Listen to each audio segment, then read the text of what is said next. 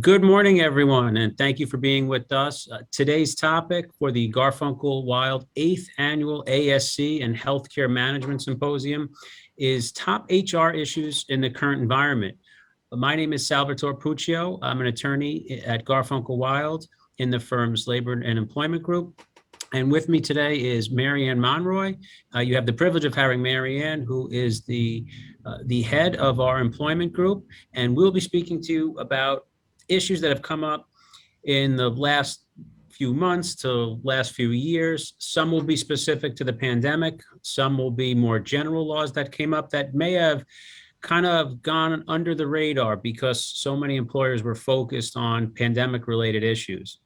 And in the course of the last 18 months, Marianne and myself have spoken to many of you who are on today's program. We look forward to talking to you again at the question and answer period, or if you have any questions from anything in our presentation today, please feel free to reach out to us. If you don't have our direct contact information, you can always get them from the attorney that you regularly work with at Garfunkel, and they'll be sure to put you in touch with us. In summary, what we're going to talk about today, we thought we'd hit on a few of the bigger topics, expecting where some of the questions would be. That first, of course, would be addressing the vaccine mandates that are changing specific to New York, but also with some general relevance to the surrounding tri-state area and federal laws that are upcoming.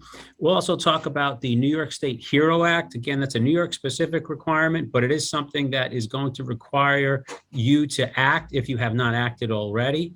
Then we'll reference some general discrimination and harassment updates that have come up in the law, getting into some suggested policies for remote work. We know many of you had questions throughout the year, and as we are evolving through this pandemic, we are seeing that some employees want to continue working remotely, so employers have to adapt on that front as well.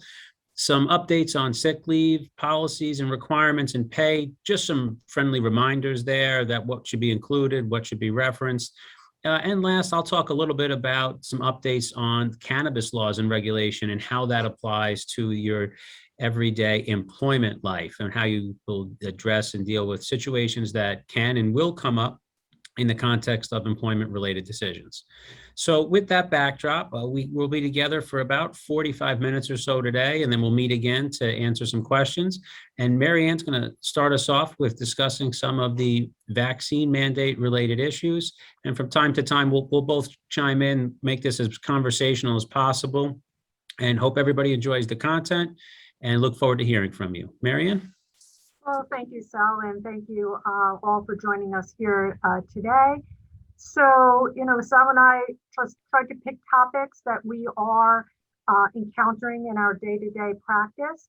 And one of the first things I'm sure is of interest to many of those on the call are the vaccine mandates. In particular, the calls are really focusing a lot right now on religious exemptions. Law is constantly changing. There are a couple pending lawsuits out there that may change the mandate requirements as we go forward. But just a little bit of general background. So, August 26th, Department of Health, they issue the vaccination mandate for various healthcare facilities, right? So the hospitals, nursing homes, they have to comply by the 27th of September. And other certain facilities, diagnostic treatment, ASCs, that's the October 7th deadline. So most of you on this call have probably been dealing with this and getting policies in order. So first and foremost, you want to make sure you have a solid policy that addresses the mandate requirements, such as proof of vaccination. It was always the medical exemption, right? So they had to be vaccinated, show proof of vaccination, at least the first dose by the October 7th, let's say for the ASC. And then when they get the second dose, provide that proof of vaccination. The medical exemption, which I won't spend a lot of time on, was really limited to things like allergies. And if someone really came up with a distinct reason that it was contraindicated, they can put that forward. So the forms or the medical forms would generally have to be signed or would need to be signed by a physician or a certified nurse practitioner, right? So we've had situations where we've gotten, certifications or medical exemption notes for from a midwife. Those are not acceptable. And We'll get into a little bit more detail about the exemptions, but religion is the big one, and we'll talk about that more. The other thing I'll point out is that the law has a specific definition, not only for covered entities, right, for the medical facilities, but also for covered personnel. And this has come up with us a few times because let's say you have an employee who is remote, always has been remote, will never step foot into, the healthcare facility. They could be excluded or non-covered personnel. So the way the law defines personnel is anybody paid or unpaid, right? So that could be volunteers or contractors, members of the medical staff, nursing staff, contract staff, who engage in activities that if they were infected with COVID-19 could potentially expose other covered personnel, patients or residents to the disease. So if you have a remote person, for instance, that never comes on site, potentially they could be excluded from that definition. But even if they show up once a month, they're done. They're going to have to comply. So the litigations generally, as I'm sure some of you have been following, they're in different jurisdictions within New York. The Northern District right now is the one that we're most closely following. And so in September, there was a temporary restraining order regarding the enforcement of the vaccine without providing a religious exemption. And the Northern District put a hold on everything with regard to the religious exemption and said, you know what, the state cannot enforce that mandate without at least accepting or listening to the religious exemptions because it could result in serious harm. There were some other cases also percolating at that time. The Eastern District of New York, Doe v. Hochul, they had denied, or that court had denied the temporary restraining order. But once the Northern District in the Dr. A case versus Hochul issued the temporary restraining order, and there were some other orders after that, it basically rendered the Eastern District's order moot. In other words, now those that resided within the Eastern District also had to comply. And then we have another case, the We the Patriots Act in the Southern District of New York. That's going to cover Manhattan, areas like the Bronx. They're also essentially in a holding pattern because of the Northern District case. And the way the courts are addressing that right now, they kind of going to merge those two cases together to be heard on the merits. And we're anticipating an appeal also up to the Second Circuit. And the issues will be raised with the First Amendment rights and things of that nature as to whether or not the religious exemption can be excluded and be treated differently than including just a medical exemption. We are hearing lawyers from the state arguing that the vaccine rule is neutral, but it's no different from, requiring healthcare workers to be inoculated against like rubella or measles and things like that. But it'll be interesting to see how that plays out. Sal, correct me if I'm wrong. I think there's an oral argument coming up on the 27th of October, if I recall correctly. So I think that's correct. Yeah. So we'll see how that plays out. It's constantly changing. And I mean, I feel like that's the mantra since COVID began, whether it was the quarantine rules and everything else, social distancing has been changing day after day or week after week. So besides the state vaccination mandates, everybody has to have on their radar screen or their radars the federal emergency temporary standard. Okay, so President Biden back in early September, I think it was September 9th, he issued two executive orders, one dealing with federal contractors and federal workers needing to be vaccinated, which I'm not going to spend time talking about. But there was a second executive order which called for private employers or companies with 100 or more employees to be vaccinated at least weekly. At least that's what the expectation is at least weekly. And the president had directed that OSHA, Occupational Safety and Health, develop the standards or the regulations to match up with this executive order. Okay. Those standards are in draft form. I believe they're currently now under review with the White House, but they haven't been issued yet. And that rule will put some clarity on some of the pressing questions a lot of our clients are struggling with. For instance, like who is paying for the testing, right? So this law will allow for either you get vaccinated or this testing alternative.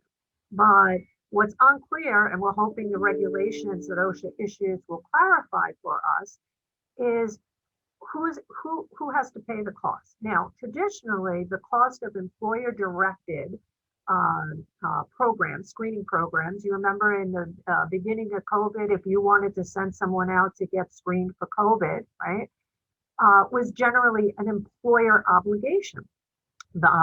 And not only did you have to pay for the testing, if it was part of a screening process, right? If you said everybody who comes to work has to be screened once a week, you also had to deal with the potential of the time to go get the screening done. A lot of healthcare facilities are doing it on site, which eliminates that need to pay compensatory time for the time away from the office or the workplace to go get that done. But you know, it's still unclear. The insurance carriers, I have a lot of clients that say, well, you know, COVID testing is free. Sure, if you or I go because we think we've been exposed, or maybe we have a sniffle, or whatever it might be. But when it's part of a screening process, employer issued, right now, health plans are not inclined and are not going to approve that absent, you know, further direction or regulation and guidance. So we are hoping that's there. We have heard arguments that people say, well, you know, they should bear the cost of the testing because they have an option. They can get vaccinated. And I hear you, but you will be taking a serious risk to put that cost, in my opinion, onto the employee until there is further guidance on that. The other thing, back in September, early September, the Centers for Medicare and Medicaid Services, CMS, also issued an announcement that they are going to require COVID vaccinations for workers in healthcare facilities or healthcare settings that receive Medicare or Medicaid reimbursement, right? And this is going to cover hospitals, dialysis centers, facilities, ambulatory surgical centers, and home health agencies. So these two federal, you know, announcements or orders are really going to broadly bring in, you know, millions and millions, you know, 100 million workers under the potential requirement of a mandated vaccine. Some of the things that we're also hoping are addressed, but we see as potential issues, there's no reference to boosters yet, right? So now the news is constantly saying, okay, boosters are available. And now I heard on my way to work, you know, now you can mix and match the boosters. So if you got either Moderna or Pfizer, you can get whatever booster is available. There's not a lot of clarity on penalties for noncompliance. So we'll have to see how that pans out. But, you know, at the end of the day, we're trying to tell people, get prepared. You know, even if you weren't under one or the other mandates, you got to make sure your policies are in order, you have your forms in order, you gave sufficient notices. Now, if the state and federal laws conflict, let's say the OSHA regulations are more stringent, right? And they want you to test, I'm making it up, 2 or 3 times a week, and the state, you know, isn't saying how often you have to test.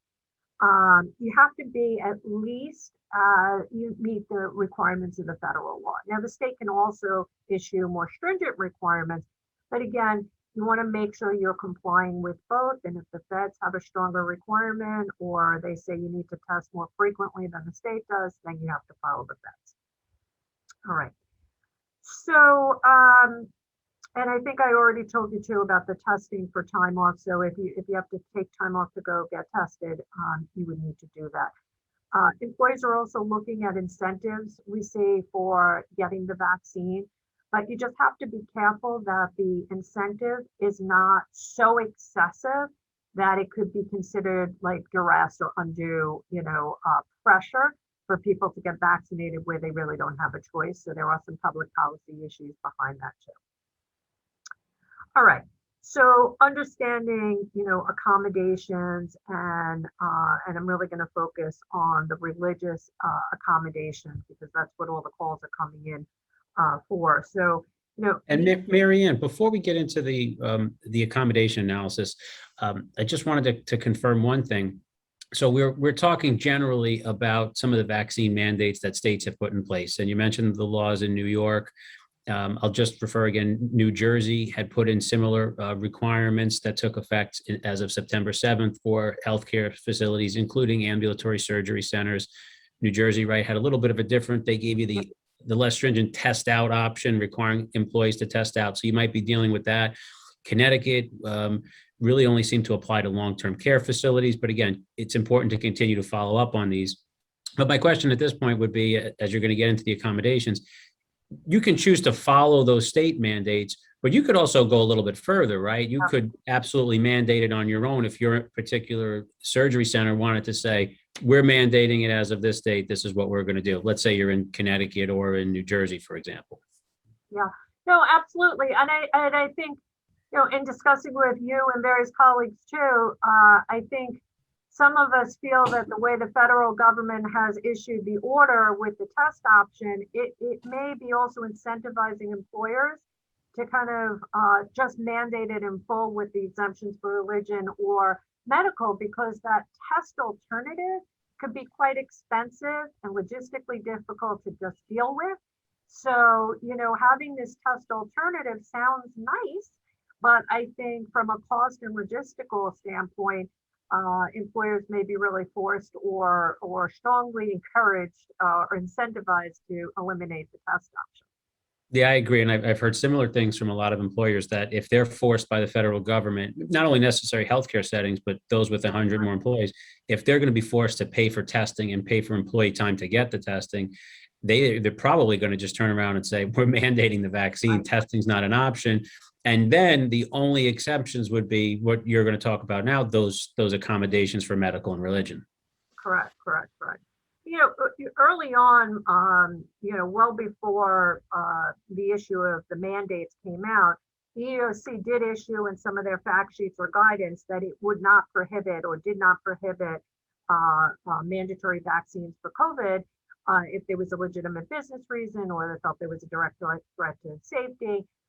So, people could have done, there was some ability even months ago in the summer before the mandates were coming out to issue mandated policies. But so we're good with that part, except the EEOC does say, and the EEOC is a federal agency that governs or enforces Title VII, and Title VII is the federal law that protects against discrimination, race, religion, national origin, disability.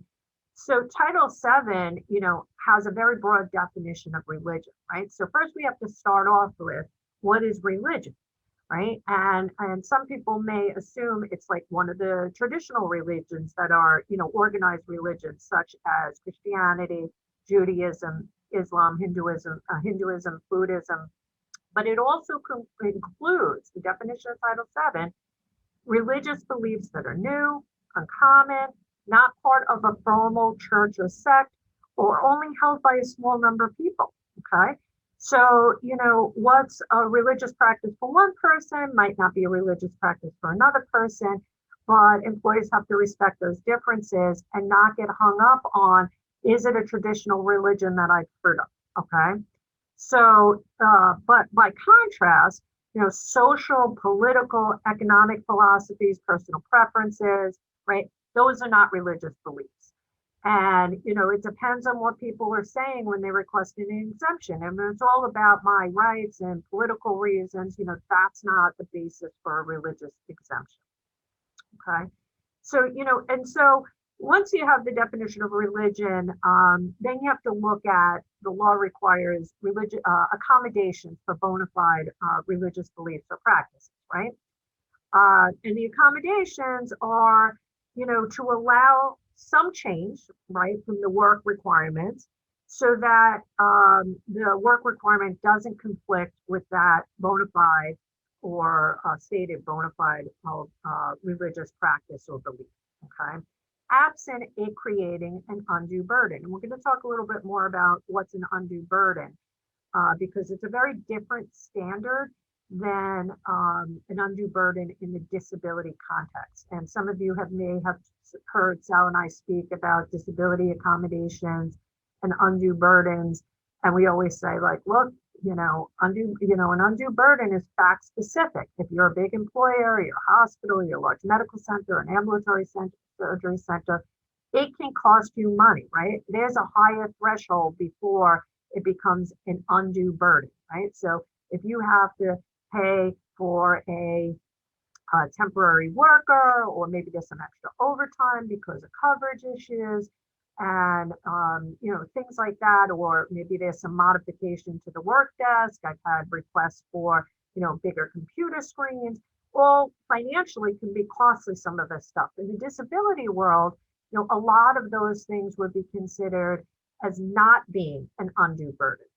In the religious context, for religion accommodations, the standard by the courts is much lesser, okay?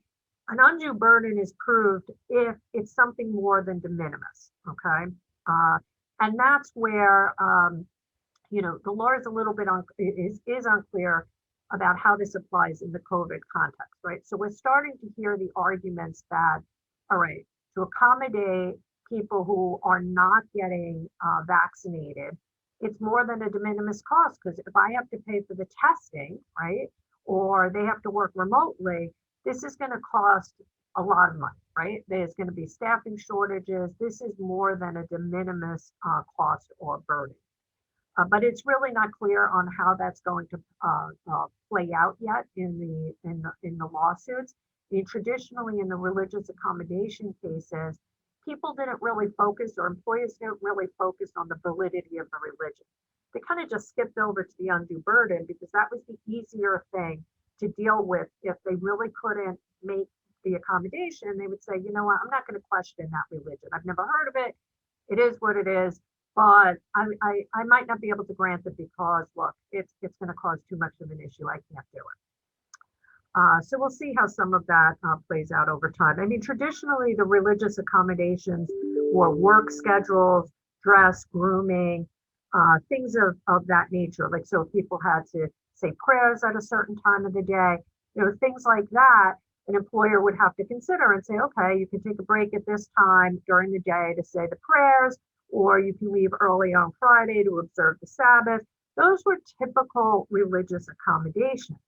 Now, the EEOC did have some guidance, let me just say, on the COVID vaccine, and they did mention, this is part of their guidance. What are some examples of reasonable accommodations for people who do not get vaccinated due to disability, religious belief practices? So an employee who does not get vaccinated due to a disability or sincerely held religious belief may be entitled to a religious accommodation that doesn't pose an undue hardship. For example, a reasonable accommodation, an unvaccinated employee entering the workplace might wear a face mask, work at a socially distant position from coworkers or non-employees, work a modified shift, get periodic tests, and be given the opportunity to telework. So the EEOC was already recognizing that these might be, reasonable accommodations for people for religious practices. The other thing I point out too, and Sal and I struggle with this, the day before the vaccine mandate went into place, people were working, right? They were able to show up, perform their job, masked, suited up, whatever it might be.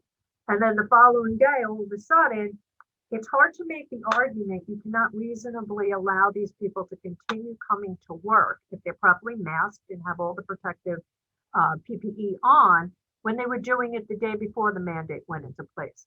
So some people have tried to tell me, look, they are not vaccinated. So if they get the accommodation, they can no longer do this job that required them to be on site. I'm going to put them somewhere else. You have to really weigh that on a case-by-case basis. And that is critical, right? You can't make this situation a one size fits all, right?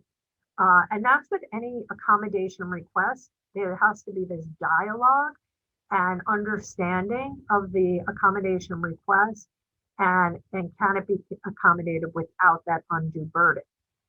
The other thing I'll point out is sometimes you get the request and there's a lot of scribble on the piece of paper. It makes no sense. And you scratch your head. Is that religious exemption or philosophical or social, political? You can ask for clarification, right? You have to walk a very fine line up. You can't question the sincerity of a religious belief unless you have a reasonable basis, okay? So if someone says, I'm Christian and I don't believe in, some of these vaccines or the COVID vaccine, the developmental phase, the argument is for most people submit two arguments, right? One of them is that it's based on it was developed using fetal cell line, right? And people will say it's against my religion to take any medications or drugs that were developed with fetal cells, okay? And then I often get the exemption thing that says my body's a temple and I can't put anything into my body. And they cite, I think it's the Corinthians or whatever it might be. Those are two of the most common arguments that I made. And now I'm starting to, so what I was saying is I can't really challenge, or I really stay away from challenging if they're Christian or if they're Jewish, unless I see, someone's telling me that they're Catholic, but they're going to a mosque, I'm going to question, the sincerity of that. But, yeah, I would accept the fact if it's plainly obvious that they have a certain practice or religion that conflicts, then you have to move on from that and work around that and start thinking about how can I accommodate this? It doesn't have to be permanent, right? It can be temporary. Laws are constantly changing. I would not grant anybody an indefinite, in my opinion. So I don't know how you feel about that, but you do a temporary, accommodation. Put a time frame on it, revisit it, and do it that way.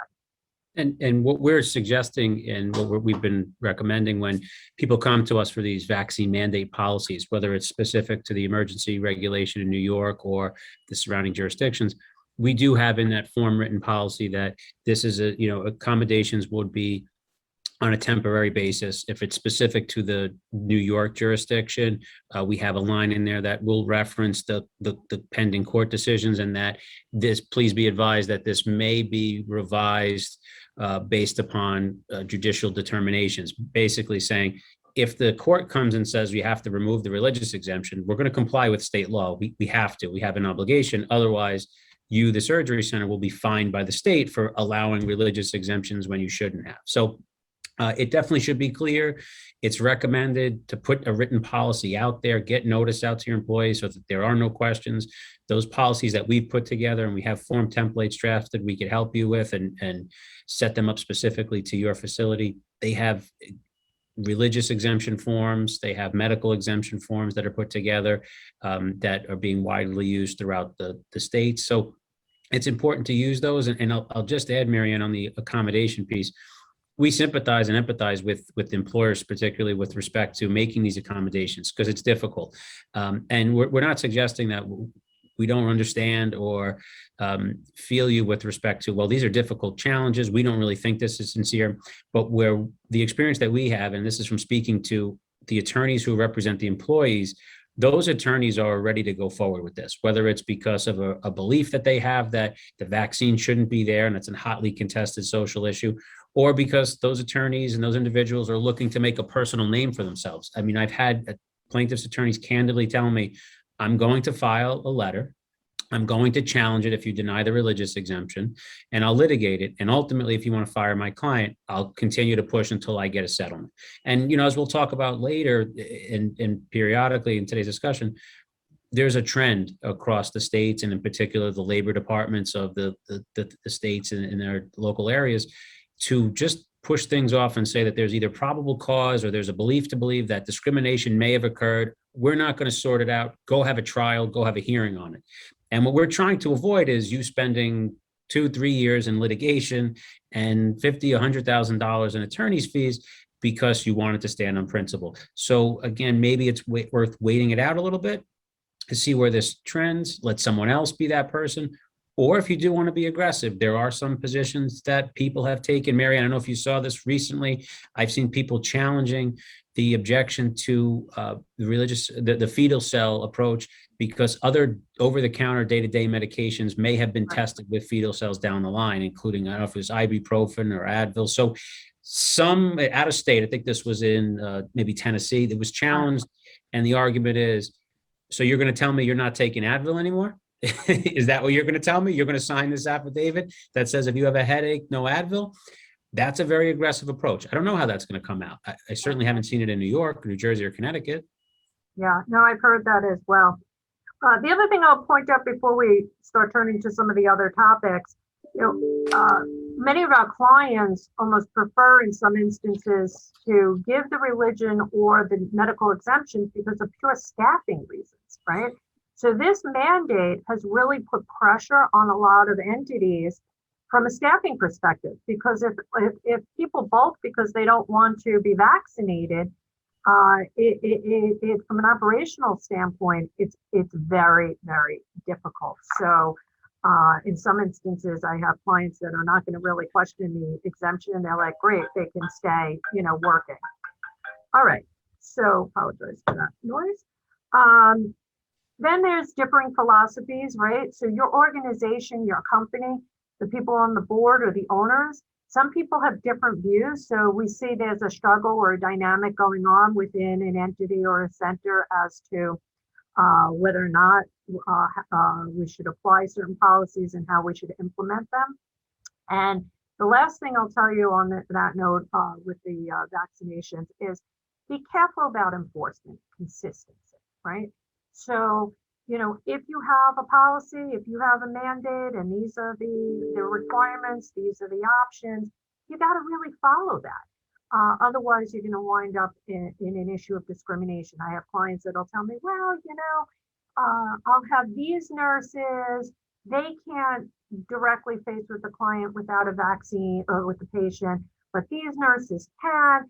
And you start getting into, well, they spend about 15 minutes per patient visit. This one, they spend 20 minutes per patient visit. You're going to run into an issue with, unfair enforcement. So once you come up with the policy, try not to make exceptions for those that might be superstar employees that you're just afraid to lose, because you'll then get on the back end a discrimination claim. All right, so given the time limitations, I can talk about this for quite some time. I think we should probably move on to the next topic. What do you think? Yes, I think it's a good time. And again, the focus here was, that's probably one of the most current issues right now. So we'll switch gears and move through some of the other material a little bit more quickly and just give you a bit of a general overview without the same level of in-depth analysis. One topic I wanted to talk about that has gotten some headlines in the news and requirements are already upon us would be the New York HEROES Act. Hopefully many of you are already in compliance with this. Earlier in the year, in May, some deadlines came out with respect to implementing your HEROES Act plan. And at that time, it was not, COVID-19 was not specifically designated as an airborne infectious disease subject to the HEROES Act plan. To me, honestly, it made absolutely no sense. It was completely contradictory. The whole purpose of the HEROES Act was in response to COVID. For whatever reason, COVID wasn't designated. Fast forward, Labor Day, the new governor sworn in and designates COVID as an airborne infectious disease subject to the HEROES Act. So everybody had to scramble, and you should have had your plan in place. It was very difficult to get there given all the other challenges that you were already facing as healthcare employers in the states. And then you had to designate it and implement the plan as of September. So now you're 6 weeks out from that designation, and you're behind the eight ball if you haven't A, put a plan in place, and B, if you haven't implemented it. So just generally speaking, what you have to do is you have to have a plan in place. There's the best way to do that. The best way we can recommend that is on the New York State Department of Labor website, there were model templates that's set up. What this plan is The plan basically, if any of you have worked with Marianne or myself or our colleagues when we did return to work protocols back in the summer, it talked about social distancing. It talked about with face masks, disinfecting and cleaning of your facility, hand etiquette, respiratory etiquette, coughing in your hand, blowing your nose, keeping people out of work, screening, all those typical things that you're probably already doing and basically complying with the HEROES Act without necessarily knowing it. Those are all required to be in a written plan. And, the state put out this document, and I'm going to try to share my screen here to see if I can bring that up to show you. And this is the template here, as you can see me scrolling, the New York HERO Act Model Airborne Infectious Disease Exposure Prevention Plan. And again, the best recommendation we would have at this time, go through this. Most of this you can fill out on your own in terms of designating who would be the responsive people, who you're going to look to. You can see here, stay at home policy, health screening, face coverings. It's all laid out in a few pages. And then what we've been doing is working with our clients to make sure that they are in compliance with this plan and how to take the next steps going forward. And some of the next steps would be implementing it. And the big thing that has to be done is that plan has to be disseminated to all your employees. So you can send it out by an email, you have to post it, put it up in the office. But the main thing is get that out to your staff ASAP, put it in place and get it out there. One other requirement in New York State, if you do have an employee manual or handbook, this HERO Act plan has to be part of your handbook. So we don't recommend adding the 10, 15 pages to your actual handbook. What we suggest is adding a paragraph in the handbook that says compliance with New York HERO Act, see appendix blank, and then attach the plan to the back end. Another requirement that's important to know coming up in a few weeks, starting November 1st, employees are able to put together a safety committee, a workplace safety committee. And that safety committee is going to be comprised of at least 2/3 non-supervisory, non-managerial employees, and then the balance can be supervisory type employees. Those members on that committee have to attend trainings, can participate in OSHA compliance surveys, other workplace surveys and investigations, trainings, et cetera. They get paid for that time. And they're going to have a seat at the table in terms of making sure you are in compliance. So just important to keep that in mind. Some questions we received regarding the HEROES Act. What if I don't do it? That was the latest question Marianne and I got at a presentation a couple of weeks ago. $50 a day for each day that you don't have it in place.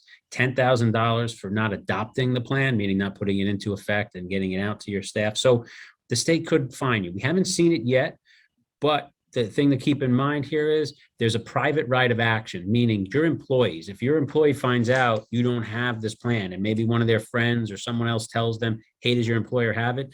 They can bring a claim against you. And again, if you're dealing with these situations where maybe you're denying a religious accommodation, I wouldn't be surprised if you find out that this is going to end up in that complaint as well, that, oh, and by the way, they don't even have a HEROES Act plan in place. So again, important to keep that in mind. The last point that I'll make on the HEROES Act, because it's relevant, is OSHA came out with emergency temporary standards that included making sure your healthcare facility was in compliance with similar type requirements. Now, many of the ambulatory surgery centers are probably not going to be covered, but those that are hospital settings or affiliated with a hospital, there's a different analysis to go through to determine if you are covered. You should follow up with that. I believe another program as part of the symposium is dealing with some OSHA issues and topics.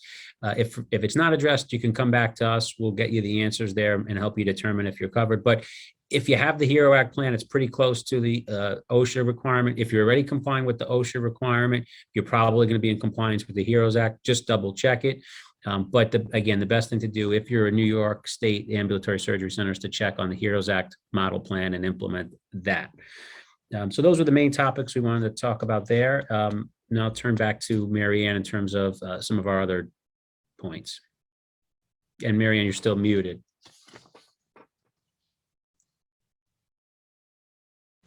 Okay, so what I'm going to do is just go through some of the changes or more recent changes in some of the employment laws. We have been, Sal and I have recently done a few employee handbook CLEs where we're just highlighting a few things, make sure you're in compliance with. Some of these things have been around a little bit longer. I'm also going to run through quickly, for time's sake, some of the sick leave law changes too, which should be addressed in those policies. And I guess we'll end on the cannabis law updates. Does that sound okay, Sal? Yes. Okay. So by way of updates for the handbook, we've seen a couple over the last couple of years that some of our clients don't have in their handbooks as of now. There is one law for protection or non-discrimination for reproductive health decisions. And this is both under state and city law. There is a required posting or notice. Essentially, this law originated as a result of employers trying to place some out-of-pocket costs on health plans when it came to employees, getting birth control or other methods or other medications and devices related to reproductive rights. And so this law says, oh no, you can't do that. You can't discriminate. And there are abilities to go to court with this, money damages, liquidated damages. So you want to make sure you have that notice in your handbook and you're compliant. There's also the Gender Expression Non-Discrimination Act, and that's really to protect people of all genders, gender identities. We've given programs on this regarding respecting pronouns and not discriminating or stereotyping people in engaging in harassment of that nature. It's going to prohibit people from asking about questions about gender identity or expression, refusing to hire somebody based upon gender identity or expression. You can't deny the use of restrooms or locker rooms based upon a person's gender identity. And the same thing, you can't have policies or dress codes that are based upon sex stereotypes. So, your dress code policies should be gender neutral, okay? The next thing I will mention, and this has been around a little bit longer, from 2008, if you're in New York City, remember when you do or have to consider reasonable accommodations for disabilities or religion or pregnancy, that dialogue has to be formalized. You really need to take notes that you engaged in the dialogue, and whatever the result of the accommodation request is, whether you grant it or deny it, it has to be in writing. So you are required to have a written determination, regardless if you're in New York City or not. My recommendation is always to put it in writing, and they will look, or the EOC or the Human Rights Commission on Human Rights or Division of Human Rights will look for that you have a policy that spells out the accommodation policy and how you can request an accommodation. Who do you go to? I'll also briefly mention New York City Fair Chance Act. That's all about the background checks, and then you have the state correction law. In the past, pending arrests, you didn't have to give as much consideration. You can make a determination on pending arrest without going through the formal process required under the Fair Chance Act to get information, give people notice, explanation, and do an analysis of the job. If the person can really not do the job based upon that prior history. Under the Fair Chance Act now, pending arrests are now subject to that process. So you're going to have to analyze whether or not that arrest is relevant to the job and a basis for declining employment. It also applies to independent contractors too. And the other thing that I thought was interesting is that you are now required under the Fair Chance Act for the city to separate or bifurcate the non-criminal background checks from the criminal background checks. So if you're going to do reference checks and call employers or check universities and schools for their degrees and stuff like that, you do that first. They get the offer. You don't do the background check, the criminal background check, until they got the offer, and you do the non-criminal checks first, okay? So that's a key difference there. Then I want to mention, let's see, pregnancy accommodations also has been around, but it still pops up quite a bit. Remember, that applies to anyone. New York City pregnancy accommodations is broad. The state also has pregnancy accommodation laws. There's a required notice. It should be posted. It should be in your handbook. and things like water breaks, modified work schedules, light duty schedules, transfers from positions that might have contact with hazardous materials. Those are all potentially reasonable accommodations, footstools, stuff like that. Case by case basis, you have to analyze it, engage in that dialogue, document it, things of that nature. New York State Nursing Mothers Act, again, has been around a little while, but people still forget that law. People can be protected under that law for 3 years after the birth of the child. The employee needs to be provided with a private room, not a bathroom, and in close proximity to where they work. So you can't send them off site, right, to go express milk. And you can allow them to use unpaid time, or give them unpaid time, or use PTO or meal breaks. All right, let's see, what else did I want to bring up to you? I think we're going, the Crown Act. So that's a fairly new act. A lot of states across the country have adopted that. The Crown, so essentially it's to protect people against discrimination for natural hairstyles, okay? And discrimination that people have suffered based upon a natural hairstyle often associated with African American or Black individuals. And so you cannot have requirements or grooming requirements that discriminate against natural hair, untreated hairstyle, people with locks, cornrows, twists, braids, afros, things of that nature are all protected. So certain violations would be anything that would prohibit those types of hairstyles or require employees to alter the state of their hair, such as with relaxants or straighteners and things of that nature, or banning, hair that extends a certain number of inches from the scalp, such as like afros and things like that. So that's something you want to make sure that you have, and make sure it's also referenced in your employee handbook. The last thing I'm going to go through before I turn it over to Sal is just a little bit of an update on some of the sick leave laws or the paid leave laws with regard to sick, okay? So I think most of us are familiar with the COVID sick leave laws. In New York, for example, there are laws that if a person is exposed or has COVID, they're entitled to a certain number of sick, a certain number of days of sick leave on the basis of having to quarantine, right? If you're less than 10 employees, generally it's 5 unpaid sick days protected. 11 to 99 employees, it's 5 paid days, 100 plus. It's 2 weeks, 10 days, 14 days, however you count the work week. Some people think that law is done or gone. Nope, that one's still in effect. I think I know it's the FIFRA one that we all remember, the federal version. That one's outdated now. And for New York State, the COVID sick leave, you can get it up to 3 times. So it's not a one and done. It can be more than once. The other thing, New York State, well, let's start with New York City. Those of you who have entities in New York City, you're familiar with the New York State Safe and Sick Leave Law. It's been on the books for a couple of years. And essentially, employees are entitled to a certain amount of sick leave, up to 40 hours. You accrue it 1 hour for every 30 hours of leave. And if you're, you're allowed to carry over the time as well under the New York City Sick Leave Law.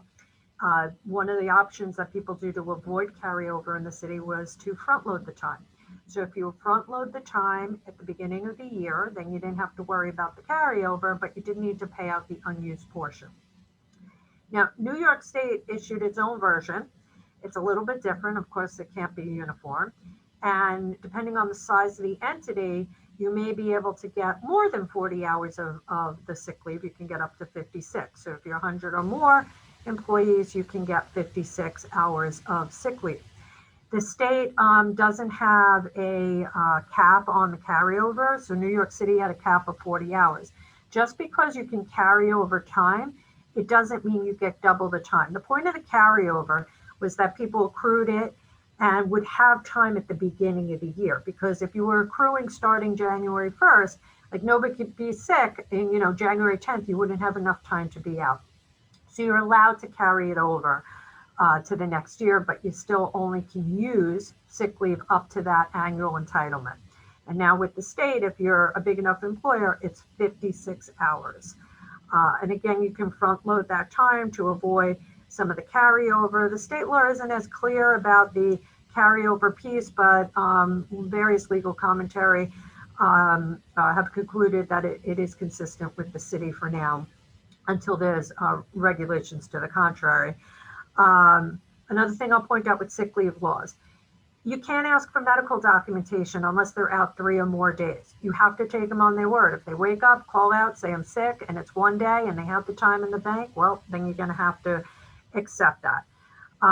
These sick leave laws also cover safe leave time. And safe leave is, to protect people who are the victims of domestic violence. Okay, so if they need services related to getting services for a rape or other type of domestic violence issue, they would be eligible to use that time. So, and the safe leave is for the employee or the employee's family member. So family members are the child, the spouse, domestic partner, grandchild, sibling, child of a spouse, I think I said parent. It's pretty, and spouse, of course. It's pretty broad. The same thing with the sick leave. It's not just for the employee anymore. So if you have the sick child at home and they need treatment, preventative care, that sick leave will cover the child as well. You do need to track that time. So that's important that you do that. If you front load the time, you don't have to track that you gave it, you gave it, but you should still, as a matter of course, have your payroll company really track when they're using that benefit. So if you are audited, you can show that you provided it.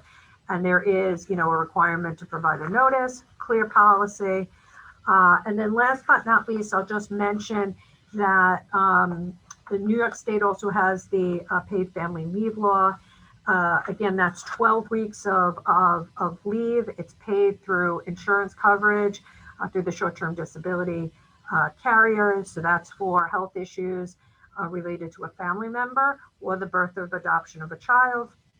And the point I really want to make there is if you know or have reason to know they need this leave, right? It's whether or not they requested it, that's going to trigger your obligation to issue the paperwork, okay? So if you're aware that someone's ill, sick, going through cancer treatments, whatever it might be, issue the paperwork even if they didn't request it, all right? I think so. That's it in a nutshell for me, and I'll turn it back over to you. Thanks, Marianne. Yeah, and just a couple of quick follow-up points to keep in mind. In Connecticut, we have the paid family leave, medical leave coming into effect, I believe in January 2022, right? Yep. So, Connecticut employers, keep that in mind. It's going to be very similar to what Marianne discussed in New York with respect to paid leave, serious health condition, caring for a family member, new child, organ and bone marrow donors. So again, that's coming up. New Jersey, likewise, similar with respect to earned safe and sick leave programs that covers most employers. And those laws seem to be pretty consistent, but again, did pop up throughout the pandemic. So just worth us mentioning to keep those in mind as well. And on to just very briefly on remote policies.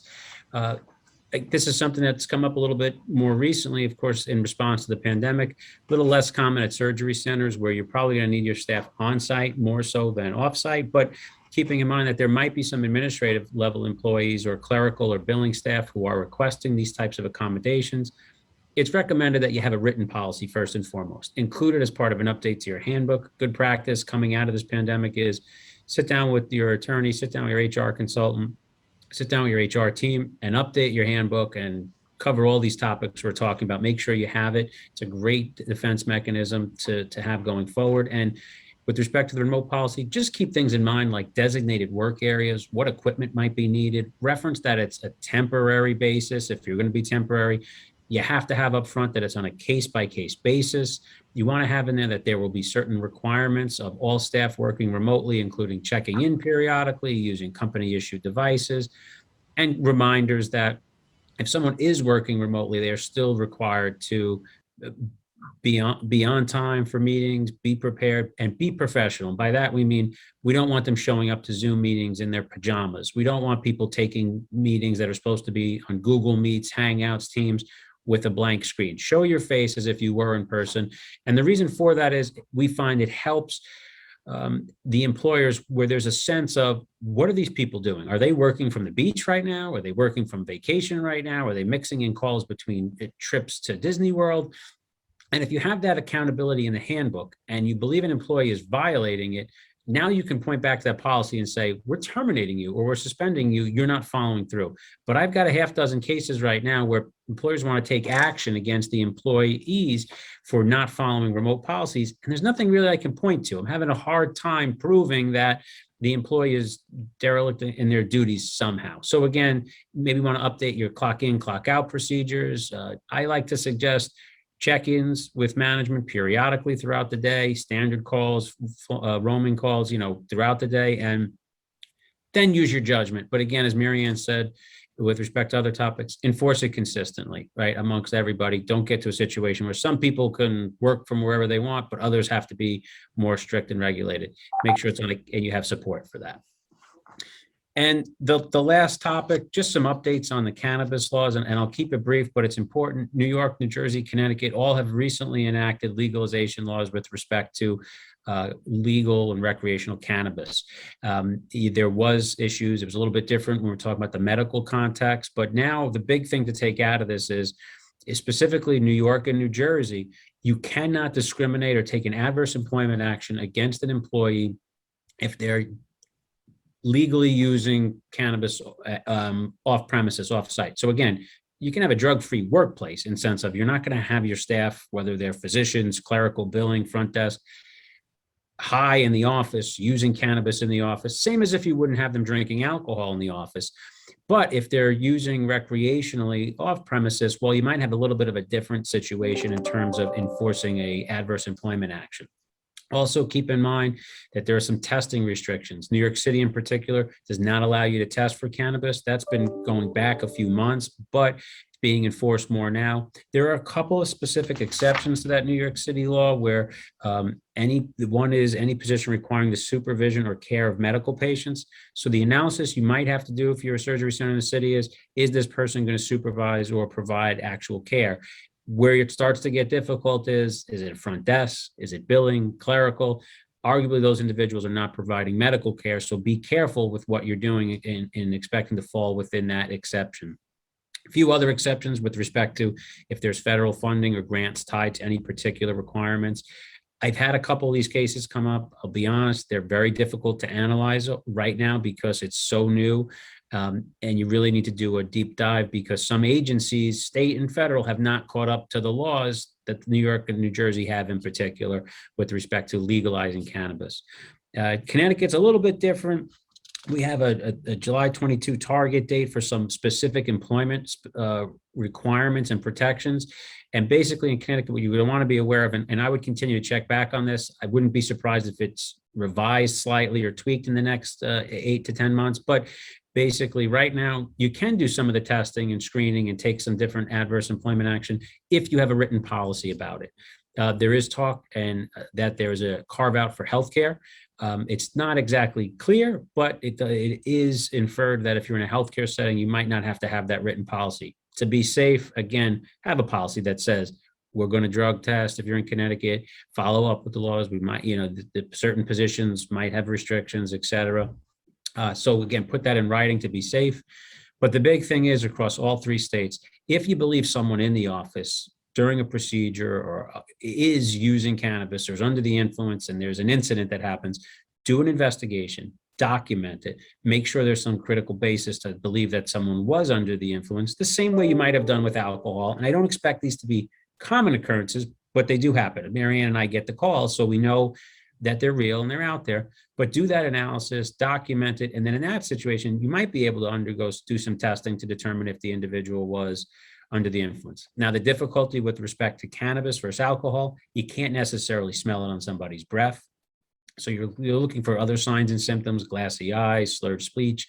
And also, cannabis can be in your system, unlike a blood alcohol test, for a long period of time. So the answer might be, yeah, I smoked pot 2 weeks ago when I was on vacation. It was perfectly legal. You can't do anything about it. It's not why I, messed up the IV. It's not why I made a mistake. I wasn't high in the office. And again, it's going to be very difficult to prove that. So these are all areas that are very new. They're in flux. Continue to follow them, and we'll do our best to continue to stay on top of it as well. We've run over our time a bit, so we do want to conclude here. Again, we want to thank everybody for their participation. We want to thank the staff at Garfunkel Wild that made this possible, including Andrew and Mandy and Greg and Kim and all the other individuals who put this together for you guys. We think it's a great opportunity for you to interact with us, and really hope that you reach out and follow up with all the questions that you might have. We put a lot out there for you. Maybe we overwhelmed you, but we hope that's a good thing, because it's going to get you thinking in the right direction, so that ultimately you're protected and you have less issues. So thank you very much. Marianne, I'll give you the last word. Yeah, no, thank you very much. It's been a pleasure to have the opportunity to be with you here today, and have a great day. Thank Bye-bye. you.